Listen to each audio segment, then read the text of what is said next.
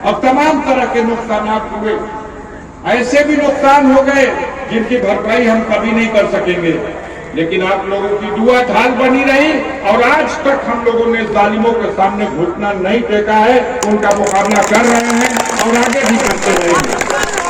इस लड़ाई में हमारे साथ सुरेंद्र भाई खड़े हैं, एक भाई की तरह खड़े हैं।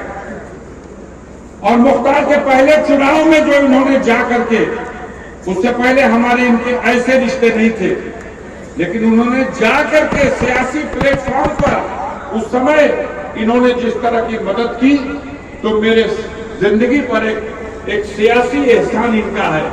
आज मुख्तार साहब तो जिंदा नहीं रहे, उस एहसान को उतारने के लिए आपके बीच में आते।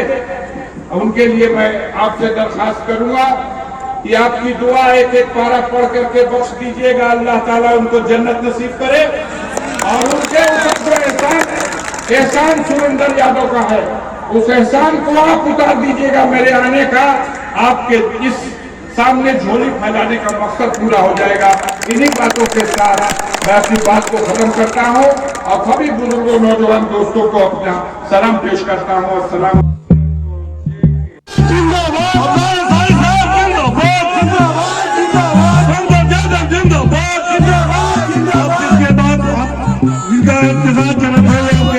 चुके हैं, मैं इसका इस्तेमाल करता हूँ, स्वागत करता हूँ। आप आवाज उठाइए।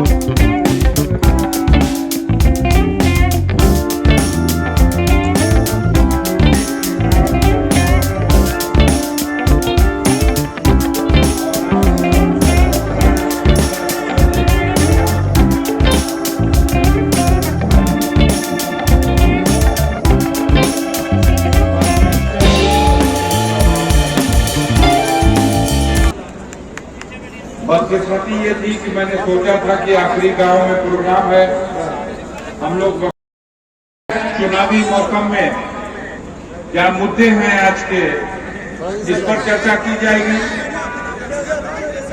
लेकिन अफसोस है कि वो वक्त बचा नहीं। मैं अपील करना चाहता हूं सीधे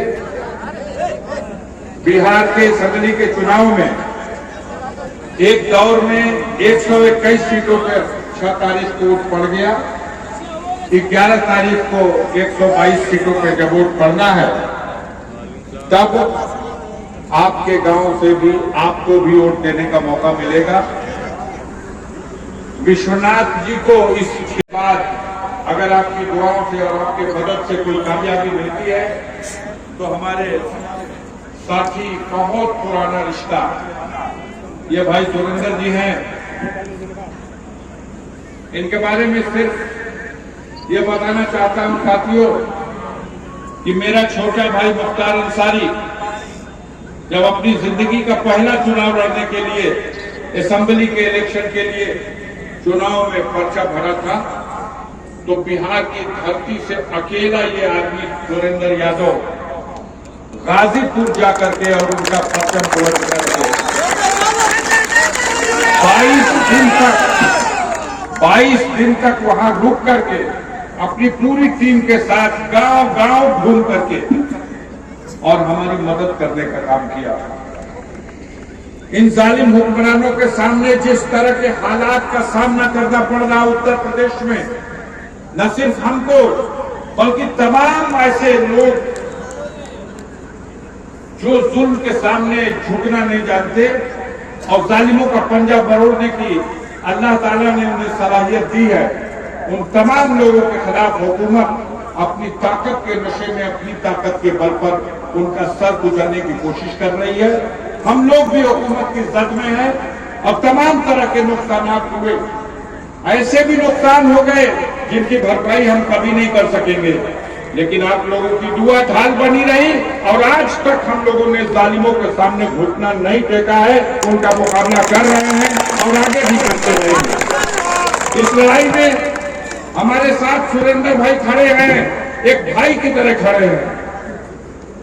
और मुख्तार के पहले चुनाव में जो इन्होंने जा करके, उससे पहले हमारे इनके ऐसे रिश्ते नहीं थे, लेकिन उन्होंने जाकर के सियासी प्लेटफॉर्म पर उस समय इन्होंने जिस तरह की मदद की, तो मेरे जिंदगी पर एक सियासी एहसान इनका है। आज मुख्तार साहब तो जिंदा नहीं रहे कि उस एहसान को उतारने के लिए आपके बीच में आते।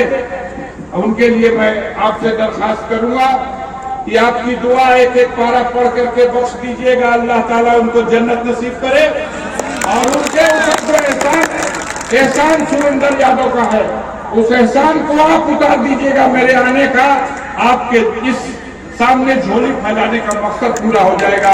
इन्हीं बातों के साथ मैं अपनी बात को खत्म करता हूं और सभी बुजुर्गों नौजवान दोस्तों को अपना सलाम पेश करता हूं। अस्सलाम वालेकुम। माफ कीजिएगा, वक्त नहीं है इसलिए कुछ का नहीं।